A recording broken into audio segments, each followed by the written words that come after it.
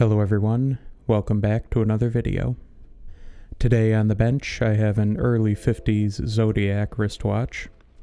The case has some plating loss on the lugs, but the crystal looks like it's in relatively good shape. The case back has some scratches, but again is in decent shape. I can see the crown is sticking out more than it should.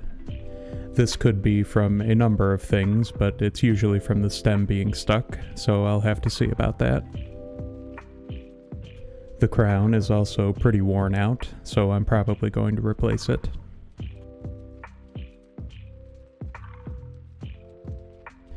The dial is in pretty good condition. It's got some paint loss around the rim, but it looks original. Let's test the keyless works now. The stem doesn't feel stuck, and the hands move pretty smoothly.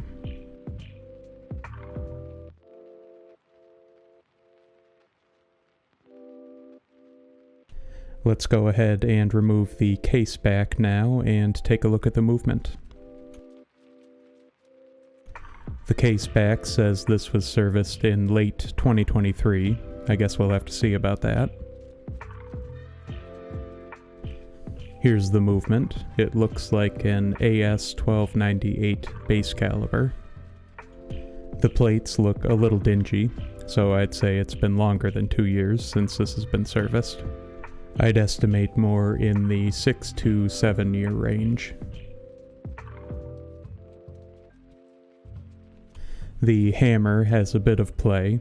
It's almost always the bottom bushing that's worn out on these bumper automatics. Let's go ahead and decase the movement now.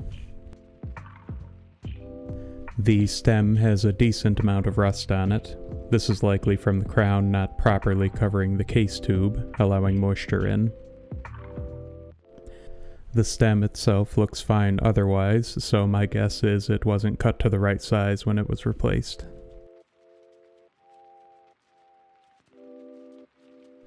There's a partial fingerprint on the underside of the dial, but no excess oil.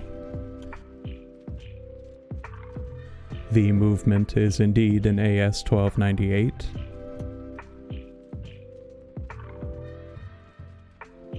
Let's go ahead and remove the hour wheel first.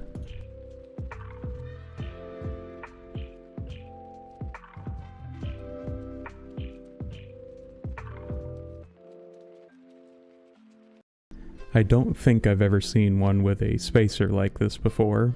This is because of the dome-shaped dial. This is where it gets a little spooky.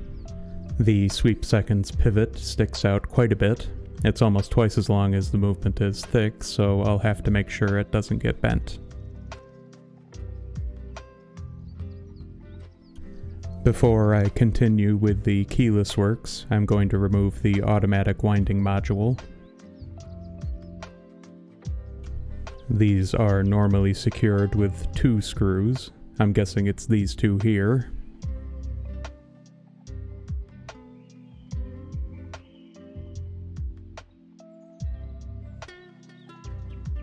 You can see the bottom bushing is pretty worn here. I'll be replacing that. Now let's get back to the keyless works. I originally thought this was old lubricant and moisture on the setting lever spring, but it looks like it's just the finishing of the part.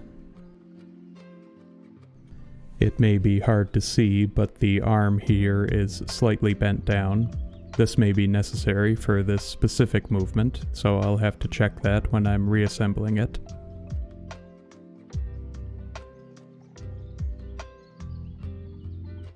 The clutch lever spring is looking a little precarious, so I'll remove that next.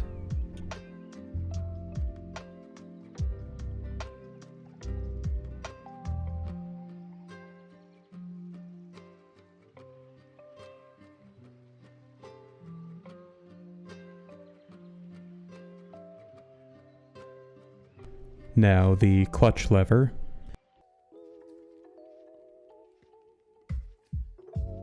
It's got some old lubricant on it, but looks pretty good.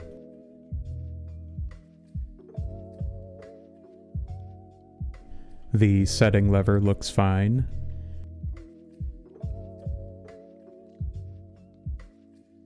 Now I'll remove the minute wheel. It looks fine. There's a little bit of old lubricant on the underside.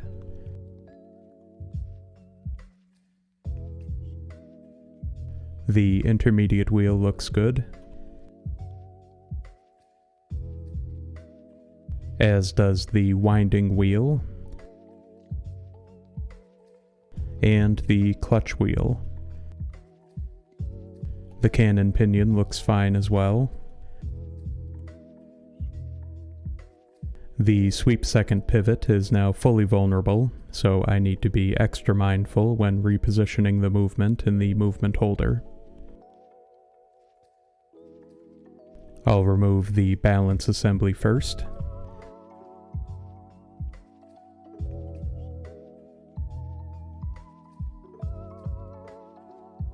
Now I'll remove the pallet fork. You probably can't see it, but there's some oil on the pallet fork jewel here. This tells me that either someone inexperienced serviced this, or that the amplitude was too high and a weaker mainspring couldn't be found for this. I'll see once I've reassembled it, but I may have to do the same. Next, I'll remove the ratchet wheel. It's pretty grimy, but looks good.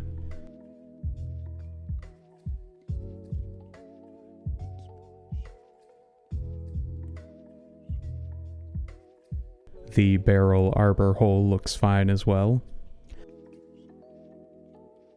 For now, I'll leave the crown and intermediate wheels on and unscrew the barrel bridge.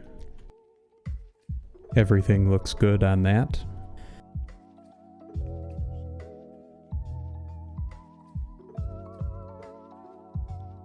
The top gear train bridge is grimy, but everything looks good otherwise.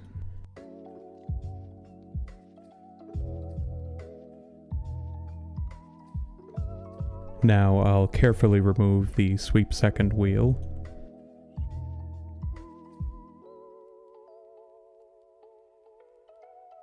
These are very easy to bend, so I'm glad this one seems to be in good condition. Next up is the fourth wheel.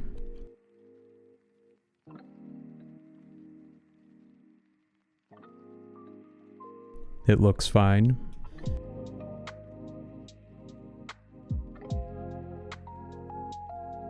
Now for the escape wheel.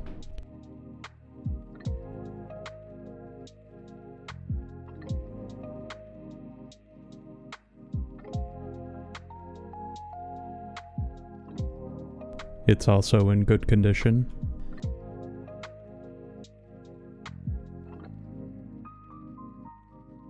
Now I'll remove the lower bridge and remove the second and third wheels. The third wheel looks fine.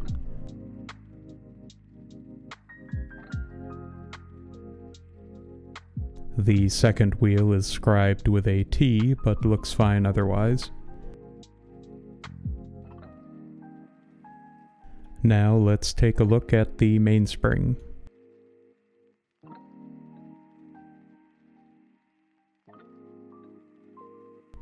The oil is starting to congeal, which tells me it's at least 5 years old. The mainspring itself looks fine, so we'll see what the amplitude is after servicing it. And that's the watch fully disassembled. I'll be back once it's cleaned and ready to go. Here's the movement, fully serviced. I did end up lubricating the pallet fork pivots, as I wasn't able to find a weaker mainspring for this, and the amplitude was over 360 degrees even at half wind. I also replaced the Caseback gasket, as well as the winding stem and crown. Let's put this on the time grapher now and see how it runs. This is about full wind, so the amplitude will normally be slightly lower.